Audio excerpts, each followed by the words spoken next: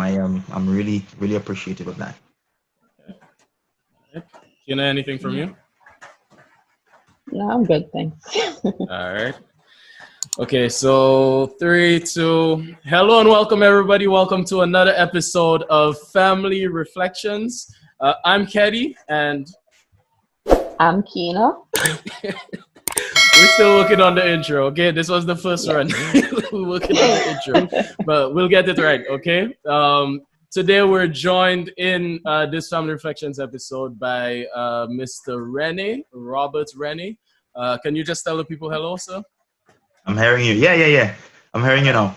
Okay, so just give the people a quick introduction to yourself. Hi, everybody. My name is Robert Rennie.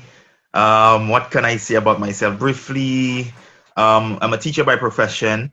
I love the arts. I am also an avid advocate for youth and social issues that affect youth, or rather, I should say, an advocate for a better social construct or fabric for our young people. So that's pretty much what I do. I'm the president of the South Castries Youth and Sports Council, and also the chairperson of the NYC Arts and Culture Committee. So that's pretty much what I do, on a daily basis.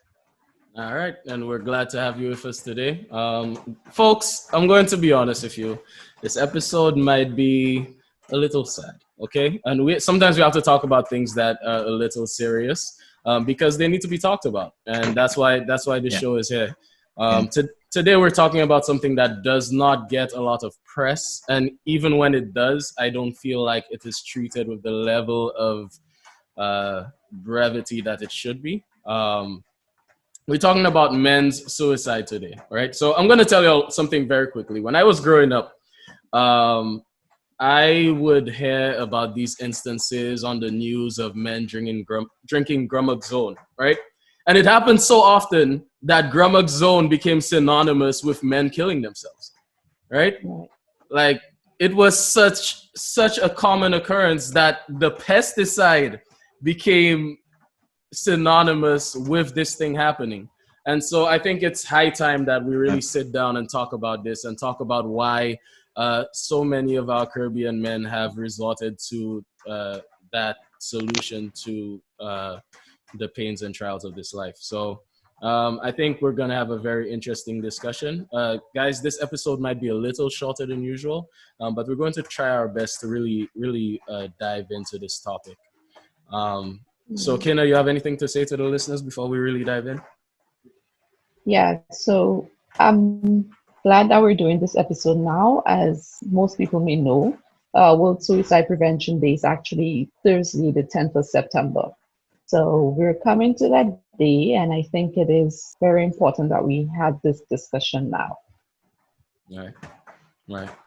Robert, is there anything that you'd like to say just off the top on the topic? Well, yeah, I'm happy that we have, decided to touch on this too. In a lot of the reading that I've done on suicide, or even my own experiences with individuals who have completed suicide that I may know, it happens to men. I think it is so refreshing when I hear individuals interested in talking about issues that these men, because men often, our society now is so geared, so prone to talking about issues like women, and to forget men actually go through a lot of issues as well. So we just agree that we're talking about. Yeah, absolutely. The first thing I want to dive into, and I think it's important to talk about this first because it then sets the tone for the rest of the conversation. Is suicide a mental illness, or is it someone just making a decision? Because growing up, when I was growing up, suicide was never really talked about as a mental illness.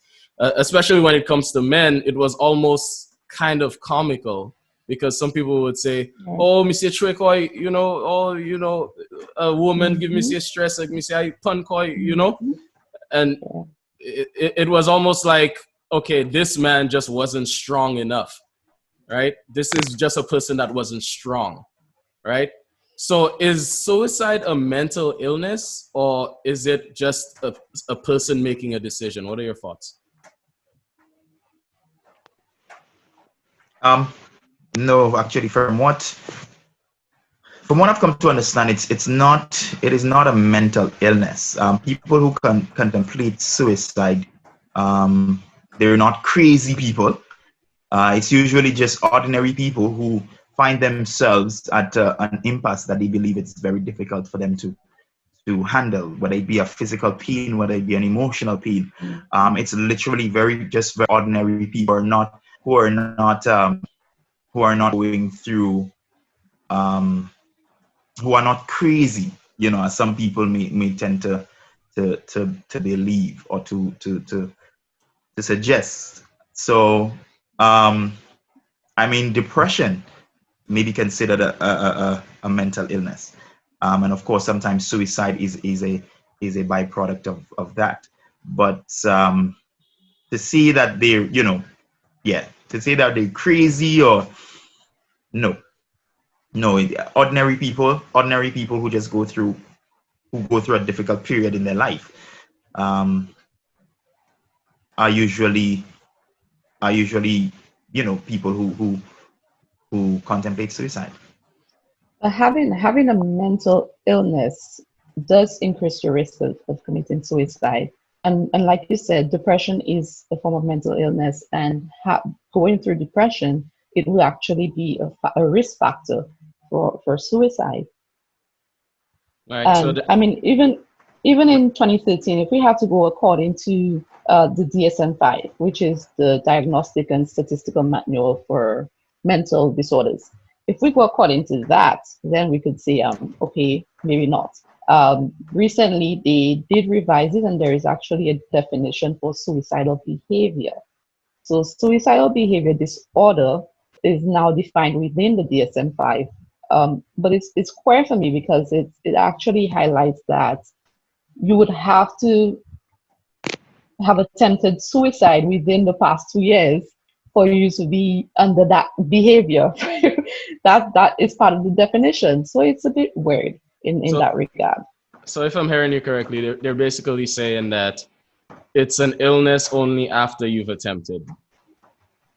Well, according to the definition of suicidal behavior. So we have suicidal behavior, and that behavior would have to be void of suicidal ideation, which is basically suicidal thoughts. So according to that definition for suicidal behavior disorder, it's saying that you would have had to attempt suicide within the past 2 years, and you would have to be void of suicidal ideation. I see. Now, I'm trying to reconcile both of your responses against the stigma surrounding suicide.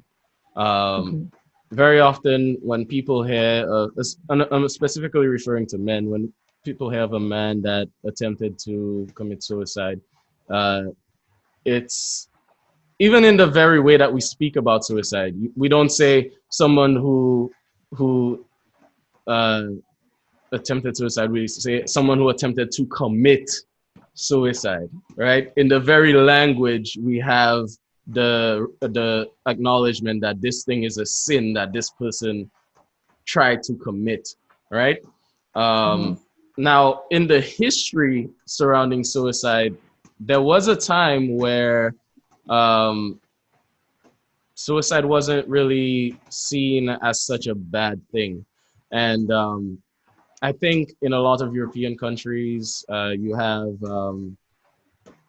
I know a lot of people who have terminal illnesses decide to take their death into their own hands. And that growing trend, is that something that is worrisome, or is that something that you guys see as beneficial to addressing the problem in the long term? Are we looking at? Are you looking at the act of suicide from all of these other factors that we've already touched upon, and we're comparing it to someone with a terminal illness wanting to take their own life? No. Are we looking at it from a okay? No. I'm not saying it's a favorable thing. In fact, I'm not putting the two in the same boat. I'm saying that Okay. generally worldwide there Mhm. is a growing empathy towards suicide victims, right? And Mhm. is that empathy useful to solving the problem? Um, I yeah, I think yeah, it's go I think ahead, it Robert. yeah I think it's helpful. At the end of the day, you look at any particular social ill, um, and it is not until people become um, empathetic, until they understand, until they recognize that, hey, this is an issue, until they put themselves in the shoes of the individuals who um who are experiencing the social ill. Even you take it out of suicide, you go to racism and what's happening right now with the entire world. People around the world are starting to feel that, and open their eyes to the injustices that um, Black people are facing all over the world. And so when people start to understand and accept the fact that people who complete suicides are actually going through or are experiencing difficult emotional or difficult physical pain, they would not, nothing will be done about it. But the mere fact that people are starting to talk and say, hey, listen, people are going through a lot of things, let's try to understand what they're going through, um, um, let's empathize with them, or sympathize with the families. We will not experience change. So I think that any sort of empathy towards suicide or people who experience suicide is a positive thing.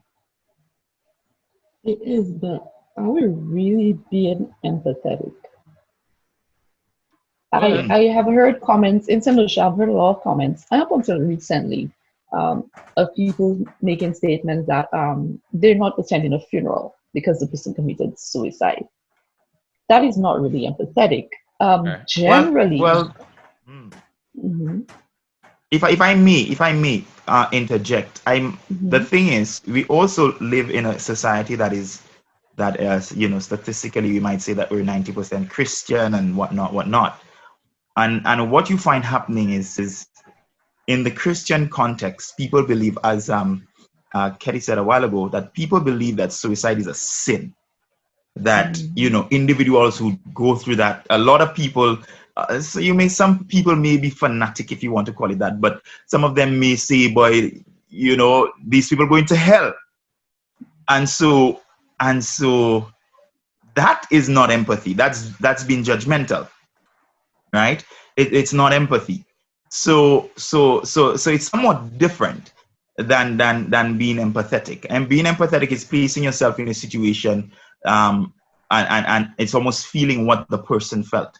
That is so I would say in these two scenarios would be somewhat different. Being judgmental is actually one of the things that we must not do when dealing with suicide.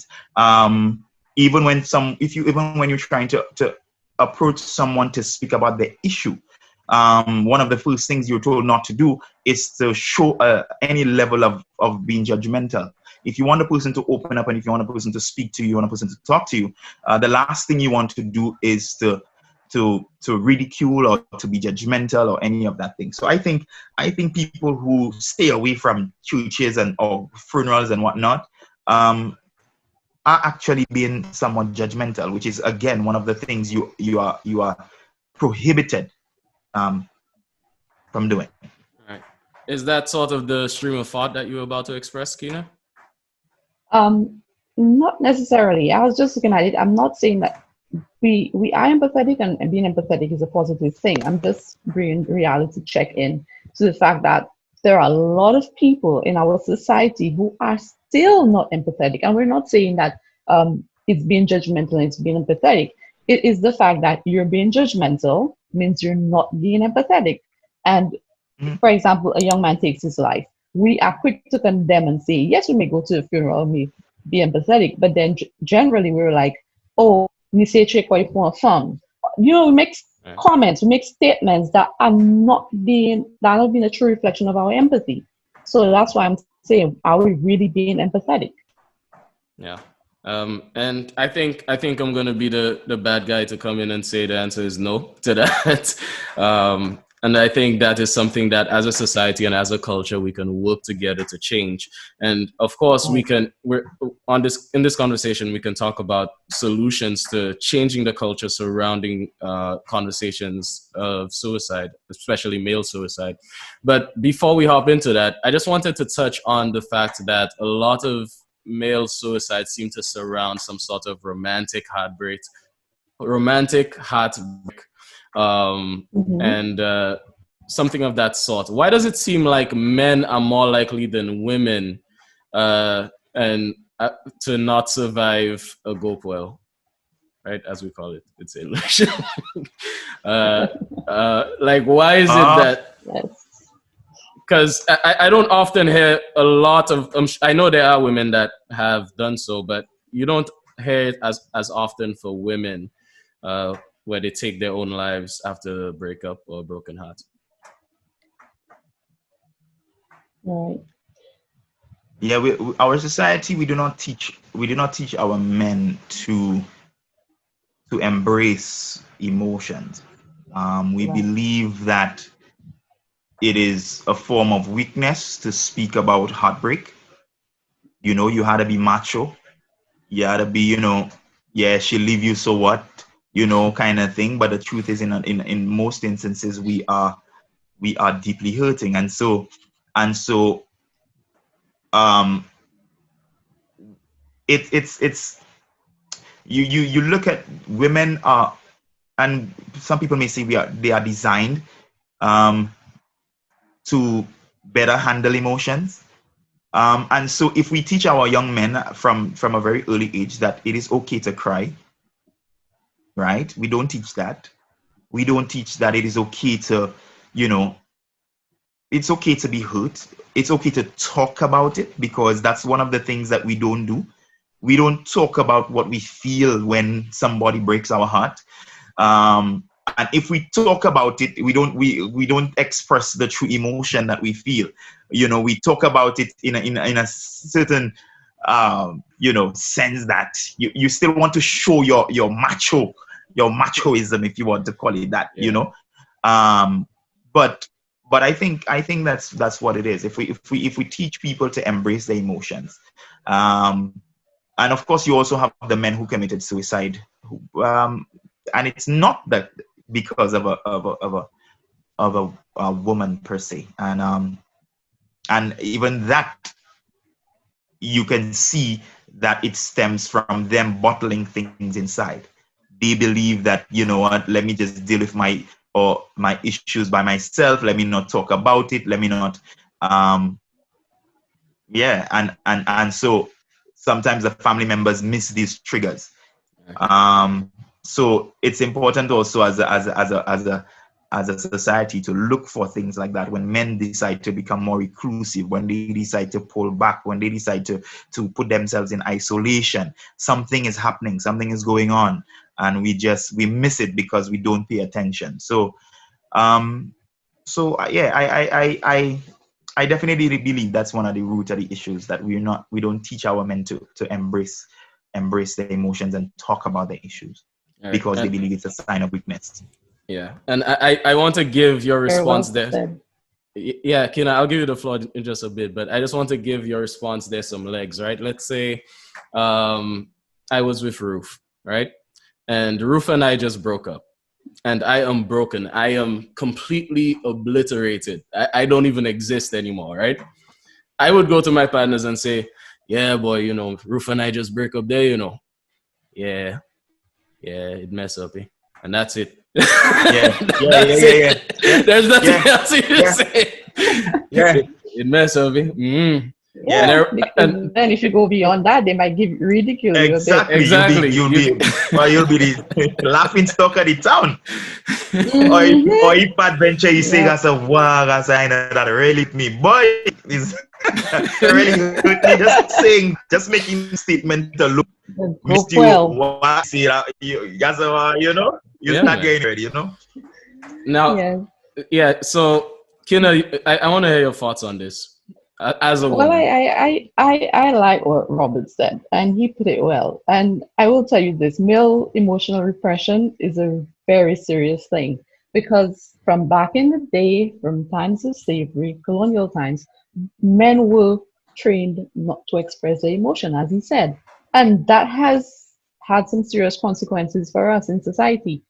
You go through a relationship, something happens, you all break up, and you're just meant to bottle everything up. You may end up going to a bar having a couple drinks, but then the reality of that heartbreak is still there the next day.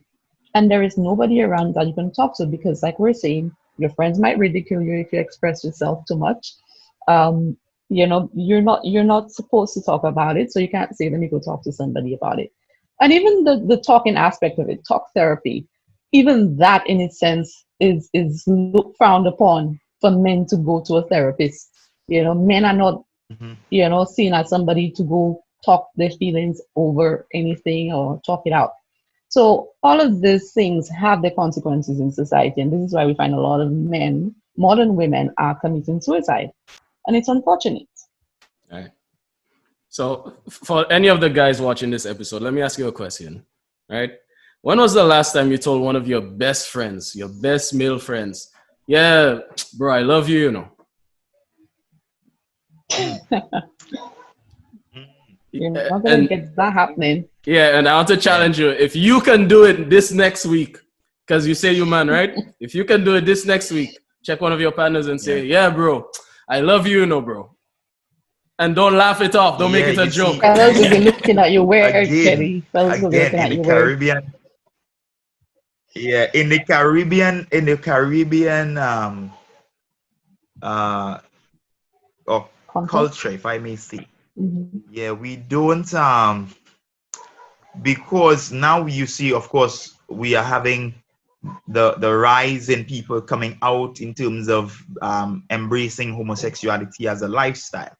Right. Um, Men are not, or heterosexual men are not, they are made to feel that making a statement like that to another male is you is causing people, or would cause people to question your sexuality. All right. Right. And so as a result of that, men refrain from becoming that sensitive.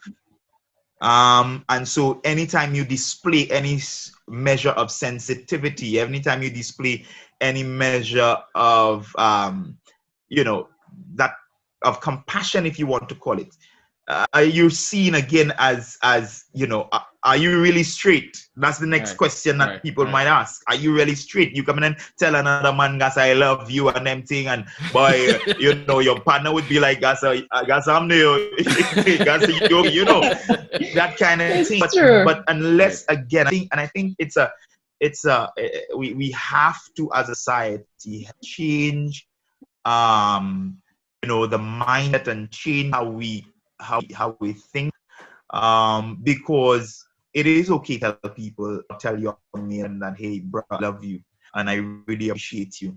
When the person dies, we on the or we are the funeral and we saying all type of thing, and hey, I like, that was a really good friend and all but we are not taught to say that while the person is actually alive. We are afraid of all these little Mhm. these little factors. Yeah. And I So yeah, absolutely. we Oh, go ahead. it goes down to, let's teach our men that expressing themselves and expressing their emotion is not a sign of weakness. It would not emasculate you, but in fact it would to make you a well-rounded individual, a more holistic individual, rather than have that stigma, and that sort of thing. All right. And I want to take that and run with it a little bit because I also think that for a lot of men, and I see the reason that a lot of men commit suicide at the end of a relationship is because they just lost the only place that they could genuinely express and feel appreciated, feel love and feel loved, and get words of affirmation and get say things that are on their hearts. Because for a Caribbean man, oftentimes the only person you can really be vulnerable with, the only person you can really confide in on a very intimate level, and I'm not saying that you should confide with your partners on the same intimate level as your girl, but at the same time, if she is the only person that you have, the only person you can really talk to, the only person that you get words of affirmation and love from, then when you lose that person, or in many cases, it has been instances where the person was caught cheating on you, and now you just got betrayed by this one source of love. There's nothing else. There's nothing else. You can't turn to your partners. You can't turn to your friends. You just lost the only thing you had. Okay? And then that's why you see a lot of the guys kill themselves, because there's nothing else. There's nowhere else to turn.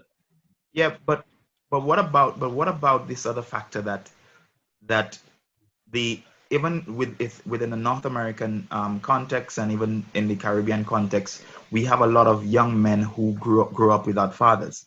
Mm-hmm. And so the men who are supposed to, from time these boys are young, express that type of emotion to them and say, son, I love you.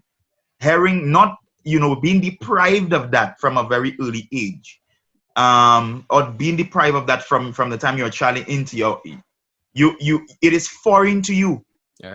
Right? It is foreign to you. But if we had more nuclear families where mothers and fathers were in the homes, and the fathers were playing the role of fathers by actually expressing to their sons that, hey, son, I love you, they would know from a very early age that it is okay to hear a man say I love you to another male without thinking of it in the context of homosexuality. Yeah, but it doesn't necessarily have to be a nuclear home for you to learn that, because we're also looking at, you could have a single parent family and you have a brother sibling. It has to do with socialization. So it starts from the home. Right. It's how you're socialized to deal with emotion, how you're socialized to express your feelings. So we could see that with a sibling relationship. It doesn't necessarily have to be that you have to be in a nuclear home, right? And you would even find out with a single parent that, yes, it's mostly mothers. Tell you what. Mm-hmm. Even in the... So let me just add a little bit of nuance here, right? I also believe that as much as it is important to fight against emotional repression, at the same time that we do so, it's possible to be free to express yourself while also maintaining the level of emotional intelligence to know when not to do so and when to just hold on for a little bit. For example, as a father, right? Your mom just died, and you go home, you tell your wife, you tell your children. If you just break down on the floor in front of everybody, you just break down in front of your children see you as a source of strength. Your children see you as a source of security. And so them seeing you in such a vulnerable state, just a mess on the floor with snot coming from your nose and everything, that might be a little traumatizing for them. So you have to have a level of emotional intelligence to say, okay, let me just hold on. Let me go to the room with my wife, or let me go to the bathroom and let me bawl my eyes out there, right? So as much as we should not be emotionally repressed, we also should be emotionally intelligent as well. Can you guys agree? I'm not sure I agree with that, to be honest. I'm not agreeing. All right, that's fine. Let's go. What are your thoughts? No, because you're saying that. I understand what you're saying, but then at the same time, you're also encouraging the behavior, because you're telling me that this man cannot be vulnerable to his kids. So if the kids don't grow up with seeing their male figure being vulnerable, who are they going to see it from? Where are they going to learn to be vulnerable? I completely see your point. I mean, he's not going to be snorting all over, screaming all over the place and, bawling out. And he is allowed to be emotionally vulnerable in front of his children. Daddy is a Superman, but then daddy has emotions. You understand? Okay. Yeah. Yeah. Okay. Because of daddy, I know it is okay for me to cry. Right. All right. Yeah. I had the So- best so example Kenny, I to think know you're what it alone in is to this be one. vulnerable. Okay, let me tell you. I guess from my perspective, as I guess for me, I'm still on a learning journey when it comes to where strength ends and where vulnerability is also strength. Right? I'm still on my learning journey when it comes to that. And now that I considered what you guys are saying, I Yeah, but you agree see, that but does that? for me, like I'll tell Yeah. you for But myself, the right? strength, you see. Yeah, for myself, I would have a difficult time doing that in front of my children, right? Yeah. Just Yeah. because of my own socialization and my own culture. Like I can't reconcile, crying, full bawling in front of my children, and they seeing daddy. Right, because we don't see that, and like, because we don't see Taboo. that. You see, and even with what you just said, in terms of where strength ends and where vulnerability, begins or whatnot. Why does vulnerability and strength have to be something separate? Why Right. can't Different they ends of the be? spectrum. Why can't you be? Yeah, why can't you still be strong even in vulnerability? Why can't Right. vulnerability even be a sign of strength? As you understand? Right. So Yeah. so again, yes, it takes a recalibrating of the mind, right, to help people understand that yeah, crying is not a sign of weakness. Right. You understand? Crying is not a sign of weakness. Right. It is not, being sensitive is not a sign of weakness. But in actuality, if we're honest with ourselves, you have to be strong. You understand? To be able to reach out to it, inside of you and express these emotions. It is actually a sign of strength. You Right. understand? And so It does unless take we a can strong we can person to break change that down. mindset, right? We will not. Right. It takes a strong person to embrace the fact that, hey, I feel overwhelmed.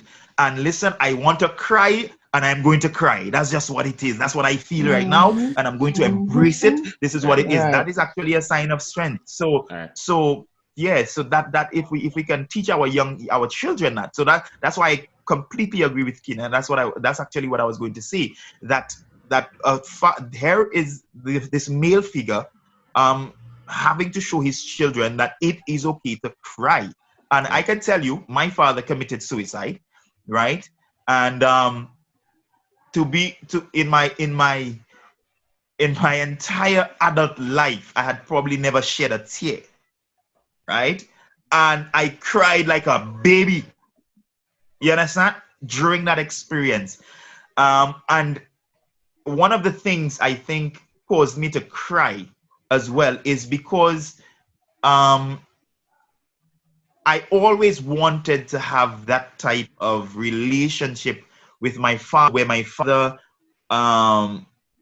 where it was more than just, hey, hi son, hello son, this and that. All these things we were talking about earlier, that men don't show their children certain things. They don't show. My father was a farmer, never taught me how to plant. My father was a farmer, or sorry, my father, of course, never taught me about how to deal with relationships. There are so many things I realized that I did not learn from my father. And I felt like at that particular point where I saw him hanging there in the threshold of the house, I realized I will never have that moment again. Right? I will never, see my father cry about a situation that he's going through. I will never have, a father explaining to you, hey, this is what you should do in a relationships, and when you meet girls, and this is how you conduct yourself. Never had any of that. And at that moment I realized, it's okay to cry. Yeah. It's okay to cry. Big hard back. People call me a big hard back man, but Right. I cry like a baby. So No, it yeah, is okay to these things cry. are important. Yeah. Yeah, these Because things are important. Kelly, I'm wondering, I know a lot of men who literally be crying over a football match. They don't care who's around, they will cry. But you're telling me it's not okay. You're saying that the person's mother died and it's Right. not okay for you to break down. All right. I don't get the reasoning behind that. I guess But I in want. Mhm. oh, go ahead. No, I just wanted to zone in on what Robert was saying and actually ask him how okay, were you the one that found your father hanging from the No, my brother found him. At that okay. time, I was living in Castries, and I'm originally from Lacomengo. Okay. Actually, back at Comengo, no. But what happened was my brother found him because my brother was Okay. literally living right next to him. And it was a day after our birthday, right? Mm, And my brother realized, but wait a minute, I haven't seen, my father,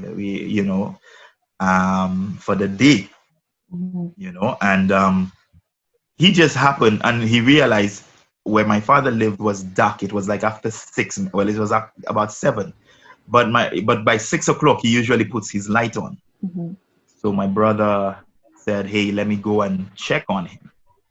And when in fact, the door I believe was opened, and he put on his little light from his phone. And as soon as he put on the light from his phone, it literally shone on his face hanging in the threshold of the house.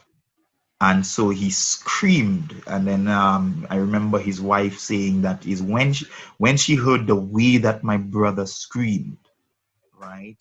That was what she just began to cry. She just began to say no and start crying because she had never heard my brother express that type of no and that type of emotion, because she heard it in his voice that definitely something is wrong. And mhm, so I got a call. Well, they didn't want to tell me exactly what happened. I just got a call saying that, or rather, they called my wife at the time and said to her, um, just tell Robert that he needs to come up to the house, something like that. They didn't want to tell me exactly what happened, and so when I got there,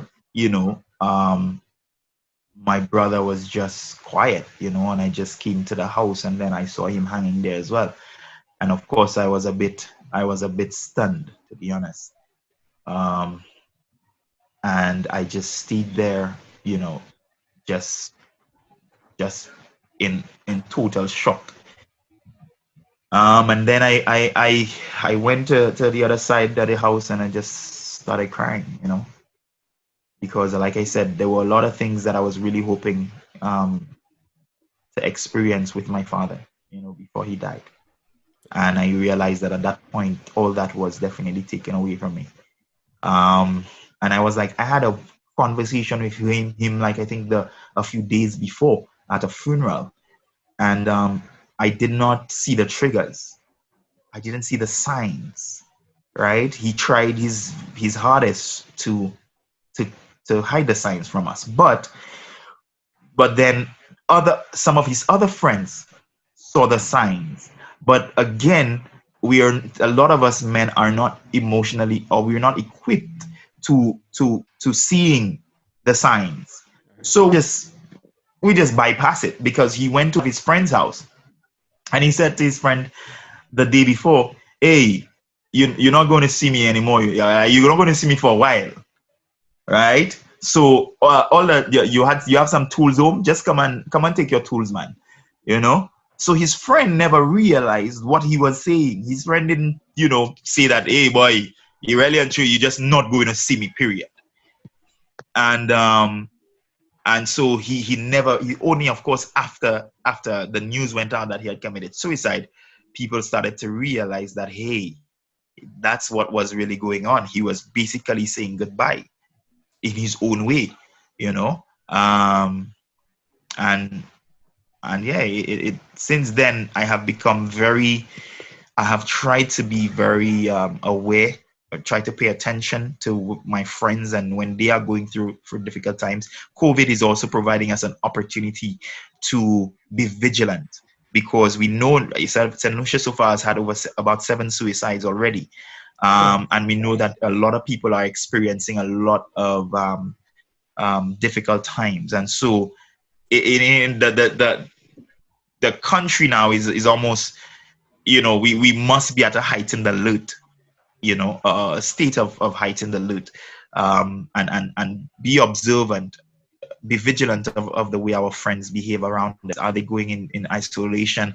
What's really happening to them and that sort of thing. So it has made me very sensitive to people who commit suicide, or people complete suicide, or families who experience or families dealing with suicide. Yeah, and definitely I want to thank you for sharing that story. I hope to some degree that story can spur some action on the part of some men out there to be better friends. Let's form better support systems for one another. Yeah.